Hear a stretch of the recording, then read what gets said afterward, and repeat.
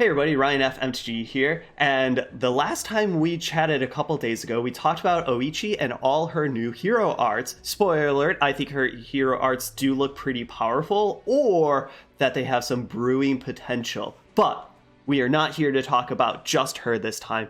We are here to talk about some of the preview cards that have been spoiled the past couple of days. And I'm not going to talk about all of them because when the set does come out in a couple days from now, I do want to do my card evaluation of every single card. I do, however, want to talk about Oichi's legendary card because it has to do with spirits, and some of the spirits that have been shown off because spirits were introduced with the Tale of Amitsu, the previous sets, and now we're going to get more, and I want to see if this tribe will actually be good now that we are seeing potentially more of them and potentially more build-a rounds. First up, let's talk about Oichi's legendary card. It's Dark Whispers Oichi, 10 MP for 3/8. That is a human and spirit. Right off the bat, 10 MP for 3/8, that is not a card I want to be playing at all. But it does have a big paragraph of text, and it's a legendary, so let's read on. While in your hand or EX pocket, it has whenever a friendly spirit unit dies, so it has to be a spirit, doesn't matter what color, but it has to be a spirit, give this unit -1 MP. MP cost cannot drop below 1. Okay, that's actually pretty cool. What else? Attacking, place a random unit in your graveyard with MP cost 5 or less onto the field and change its HP to 1. Of note, this unit that you're resurrecting from the graveyard doesn't have to be black and does not have to be a spirit. It's just anything that's 5 MP or low. So that is pretty darn awesome. The last paragraph of text, well, I guess sentence of text, is Ascend, gain +1/+2 and place a random spirit unit in your graveyard onto the field. Okay, so this is a pretty interesting card and is definitely a build around for sure, or maybe not. Let's first look at, I don't even know where I want to start, so we're just going to jump right into it. Let's just look at the whole package.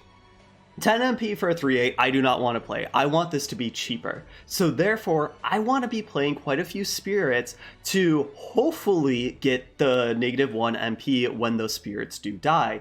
Of note though, this does have to be in your hand or EX pocket. So you kind of want this in your opening hand.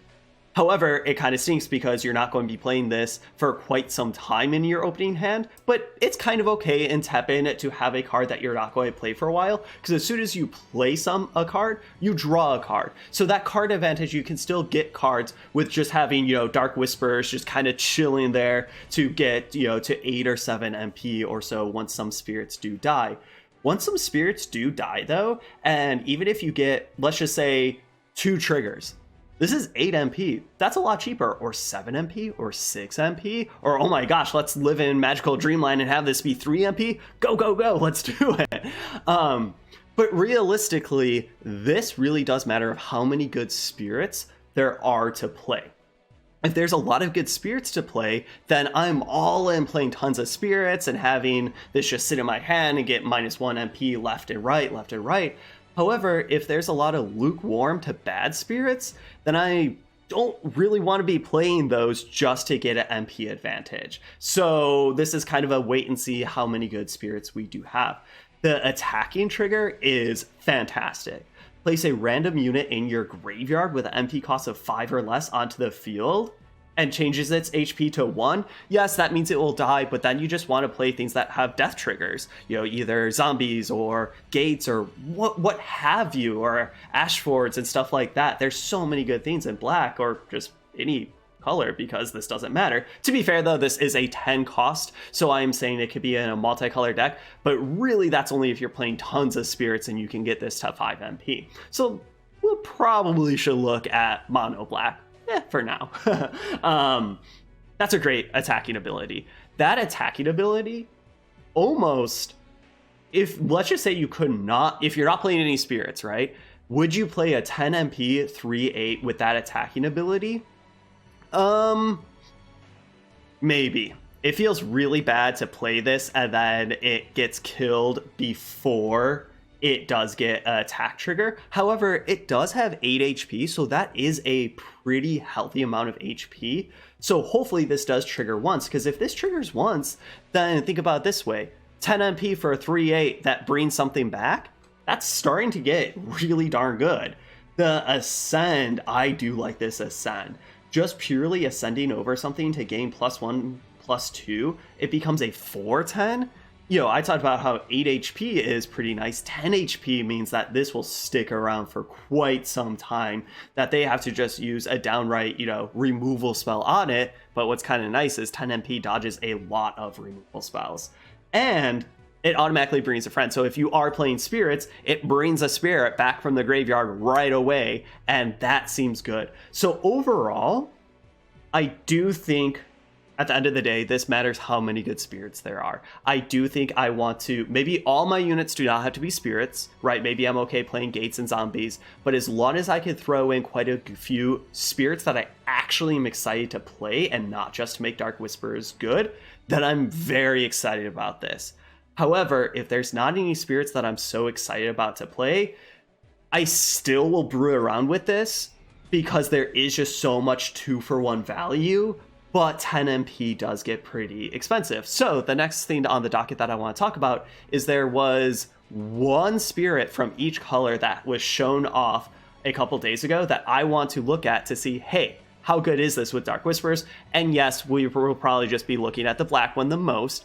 Before we talk about these cards, I do want to say that this isn't just to see, hey, is this black legendary good? This is just like, hey, do spirits look like they're going to get some more love and see play? Because right now, spirits just have one set that they're really in, and they definitely need a deeper card pool to really give them some luster and Teppen. But first up is Fire Eye. This is the red spirit, is 4 MP for a 2/6. Death, give +2 attack to a random friendly unit, effective for 1 attack. This is okay, right? Because 4 MP for a 2/6, like a 2/6 body for 4 MP is pretty good, right? Like 6 HP is a lot for 4 MP cost. The death trigger, I would rather have this deal damage, right? Because red loves dealing damage. I wish this was, when it died, it dealt 3 damage across the board or something like that. But giving +2 attack to a random friendly unit is good, but then it is only effective for 1 attack. So overall, I don't really love Fire Eye. I can see playing him if there are a lot of red spirits or just multicolor spirits that I just want a plethora of spirits. But if that doesn't happen, I'm probably not playing this unit. Up next is Bell Guardian, 4 MP for a 2/5 spirit. This is the green one. When your hero gains life, give all friendly green units +2 HP.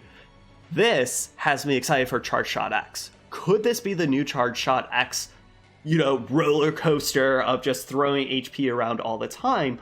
Of note though, you yourself have to gain life. So, sibling memories and stuff like that will be very, very good with Bell Guardian, because +2 HP is a lot. So I am very excited to play with this with Charge Shot X, or spirits that really want to pump up. I think that this has more potential than the red one, and I'm kind of excited about this one. Halo Guardian, 3 MP for 1/7, slow, counter damage +2. I don't know, this seems fine. Like 3 MP for a 1/7, 1 attack is not a lot, but the counter damage is +2, so that makes 1 attack a whole lot more appealing. 7 HP is a lot actually for 3 MP.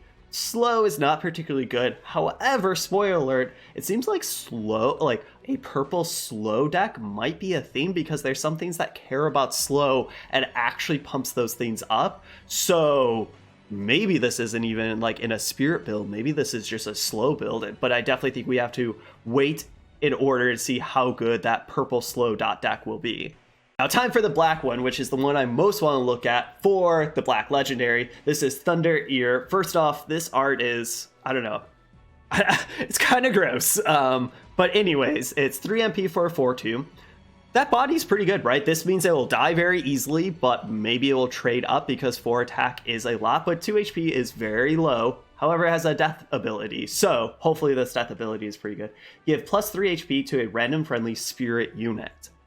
Okay, this is basically saying, hey, you want to play Thunder Ear? You have to be playing a lot of spirits, because there's really no way that I want to play a 3 MP for a 4/2 without getting that death trigger, right? If you can get that death trigger, and then when this dies, maybe it gives another Spirit Ear on the battlefield plus 3 HP. So now that little dude is, a 4/5 for 3 MP.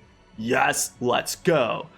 So, in a very spirit-centric deck, which Oichi legendary card really wants to be in, I don't know, this could be good. Or, good to resurrect this back and then pump up your Oichi so she stays on the battlefield a little bit more. So this one, yet again, I keep on saying this, it matters how many good spirits there are, but already we're seeing a couple really good ones and some good ones to pair with this very promising, expensive, but promising black legendary card. So all in all, I'm excited. I'm excited to see more, and I hope we see this little spirit symbol more and more in this set to really make the tribe kick in this set. But thank you all for watching, and I really look forward to, in about half a week or so, that we get our hands on all the cards to talk about. But thank you all for watching. I'll see you all next time.